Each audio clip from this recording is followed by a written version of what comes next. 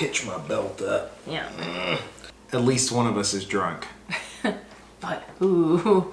We're only 3 episodes in, and it was already hard to pick because we've been doing old movies. We wanted to do something from like this decade or something, but it's also probably going to come out around Halloween, so we wanted to do something spooky. Appropriately spooky. Yes. We're doing the Evil Dead franchise. The entire thing. 3 movies, 3 seasons. In preparation of this, we watched Evil Dead 2, Army of Darkness, and we had really recently watched the series, all 3 seasons. I feel like going too much into the plot of every single movie and the show and stuff would be pointless. It would be slightly pointless because the plot for most of these movies are very similar. Someone always reads from the Necronomicon, which is a big evil book. Bound in human flesh, written in human blood. Heaps of human blood. Evil awakens. Ash takes care of it. So what do you want to do next? I have reduced the series to its icons. Oh, okay. Iconic items, characters, scenes. All I wrote down were keywords, and they are vague. I feel like everything in this series too is like a character. Even like objects become like characters. The Necronomicon book itself, it's got a face on it. The Delta, his car, is consistent, even though it doesn't necessarily make sense that it's always there. It's like it's his ride through all of these things, and it never explodes, it never stops, it never fails. It is this like constant source of propulsion. It exploded once.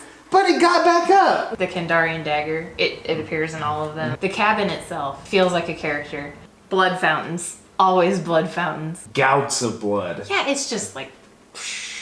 They used all the corn syrup in the county. I know. High fructose. That's the real evil. I noticed that Ash is always fighting himself. His hand gets possessed. There's a bunch of little tiny Ashes running around. He has to fight them. He fights his reflection in a mirror. There's literal copies of himself grown from like his severed hand. A twin that grows out of his shoulder. Could you work doppelgangers as a theme into a beer? I'm not sure how. I'll have you know that there's a beer called a Doppelbock.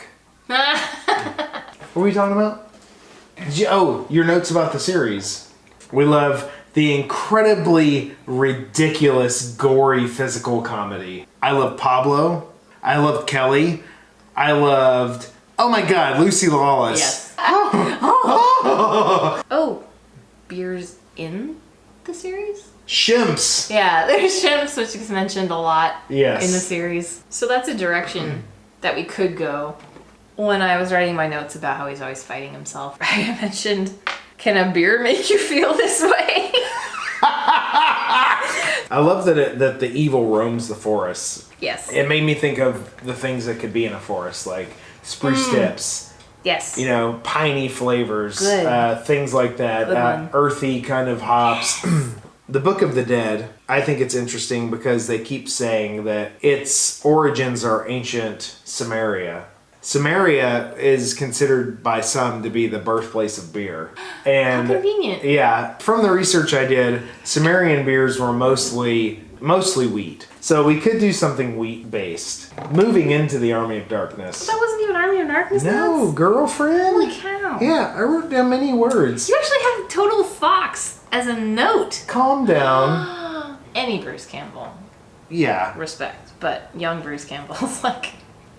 I wrote down calcium because there were so many skeletons. I think if we boiled this down, now that I'm thinking about it, what does Ash love more than anything? A blonde. I want to say that if we made a Belgian blonde, it could be a good fit for it. What are your feelings? I kind of wish it wasn't Belgian. Doesn't have to be Belgian. I feel like that seems wrong. You think a sour would fit in any way? You can make like a beer that's like sour, like a Deadite. I was gonna say, like a sour blonde, it'd be like Linda, his girlfriend in Evil Dead 2.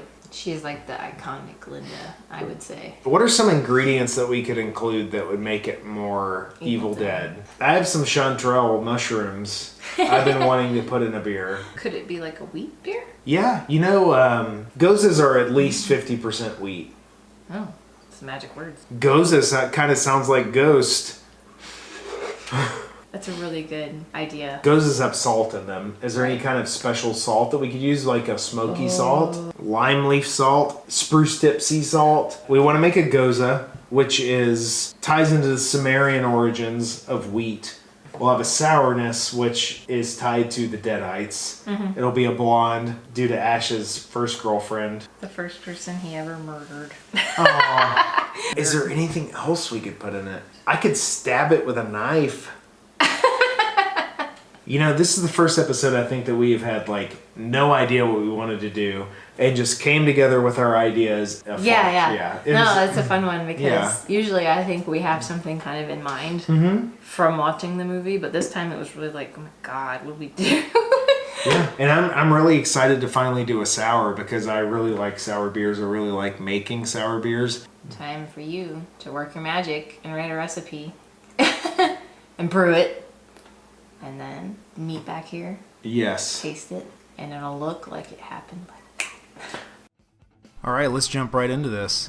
This beer is a goza. It's traditionally brewed with sea salt and coriander, and gozas contain at least 50% wheat malt. So, for this beer, I just kept it really simple. It's 5 pounds wheat and 5 pounds Pilsner malt.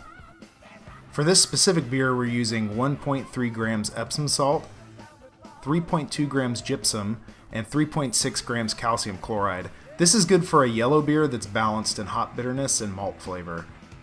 So if you can tell here, I'm adding something that I don't normally add. I'm adding rice hulls to the mash of this beer because of the wheat that's being used. Normally the husk of the grain we use to brew the beer acts as a filter and keeps you from getting what's called a stuck mash. Wheat doesn't have a husk, so we have to add rice hulls to fill that role. Rice hulls add zero flavor and don't produce any alcohol when fermented. Alright, so this is where the souring process starts. It's a little involved, so I'm going to make a second video explaining the whole process soon. But for the time being, we're just going to say I finished mashing like normal and then cooled the wort down to 113 degrees with an immersion chiller. With that done, we're going to add our souring agent, in this case some unmilled grain. I use this because it has the bacteria on the outside of the grain that we're going to use to make the beer sour. After that, we make sure there's a nice tight seal between the lid and the kettle. This makes sure that no oxygen gets in and ruins everything. Adding a couple of weights you might have laying around makes sure that you have a really nice seal. 36 hours later at 113 degrees and we're ready to go. This is the perfect temperature for growing the bacteria we want, but killing the bacteria we don't want. Everything here smelled good, so I went ahead and looked around for any signs of infection or mold. Boiling kills off all the stuff in here that we don't want to drink, but mold is never good. Now that process is over, we just brew the beer as normal. We added a half ounce of Delta hops at 30 minutes because I couldn't resist.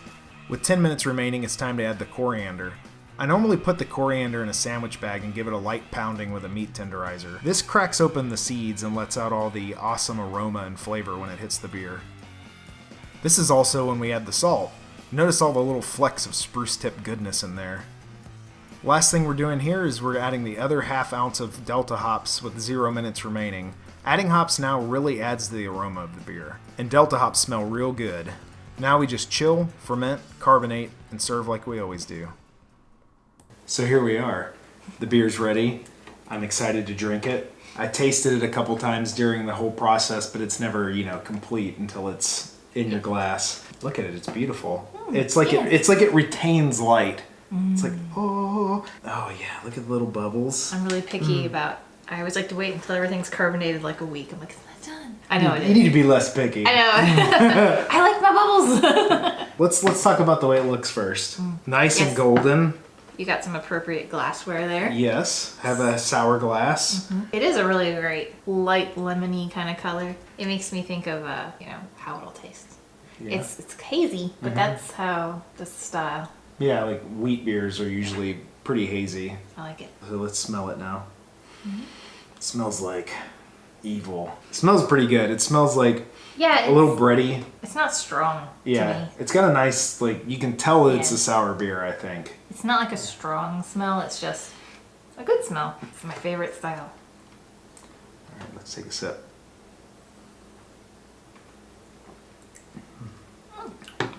I think that's pretty good. I like it. Yeah?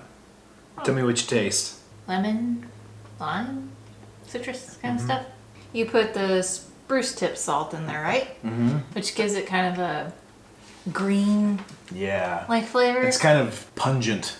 That's what makes me think of it start going right to like an actual fruit, like in a lemon or something. But it almost tastes kind of minty. Oh, because of that. So? It's weird.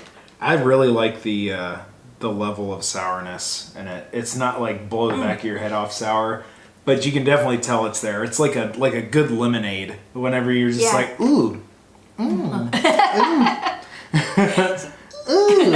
How would you gauge this on other sours you've had that you like? It's really good.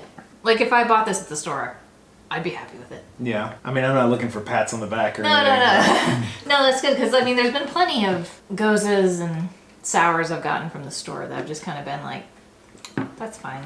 You know, or I get a lot of gozas that are like overly sour. Mm-hmm. And I'm like, oh yeah. I feel like they shouldn't be that sour. Sometimes it's like that pickle juice sour. Yeah, which is like, that's okay. I like really sour beers, but like, if I'm getting a goza, I don't want that. You know, I'm looking for something a little milder. This is nice. It's like tart. It's really dry. Mm-hmm. It's drinkable. It's refreshing. It's kind of it's low. It was like 4.3%. See? So it's like an easy drinkable beer. Drink. It's a beer Ash could smash. But does it remind you of Evil Dead? Well, it does in the sense that we designed it to represent parts of Evil Dead. I do like the but you can taste like that pine in there, making it different. Mm-hmm. I really like it as like a base goza. I wonder if we could have added a fruit or any kind of thing to more represent Evil Dead, but I mean, I think it's really good, I think. The sourness for the Deadites, the saltiness for Bruce Campbell's attitude towards everything, a blonde for his girlfriend. And his car. Oh, yes. That's a Delta color right there. Well, Delta color, and I use Delta hops right. in this. Oh, right. You forgot to say that. Yeah, we're drinking the spirit of the Delta right now. The Delta hops are really nice. They smell really good. Yeah, how did we forget? Because I was so excited when you found those hops. You came home and told me, look at these hops. Delta hops. We did it. I know you told me at one point when you were thinking you should put fruit or something in it that, you know, maybe it was too plain. Mm-hmm. But I think you said, like, don't mess with the formula. Because Evil Dead doesn't mess with the formula. Yeah, it's just like, it knows bad what it crap is. happens, Ash takes care of it. Mm-hmm. Well, I think this is a complete success. Yes. I like every aspect of it. The beer's really tasty. I still love Evil Dead after drinking it. It hasn't made you hate Evil Dead. Exactly. I think Bruce Campbell would like it. If you enjoyed this video, please like, subscribe, click that stupid bell thing that sometimes works, sometimes doesn't. I don't care for it. Oh, well, she doesn't care for it, but click it anyway. Stay tuned. I'm going to make that sour video, and I'm probably going to release it pretty soon. I just have to... Gotta give it the old Attenborough. Yes. All right. Until next time. Happy Halloween.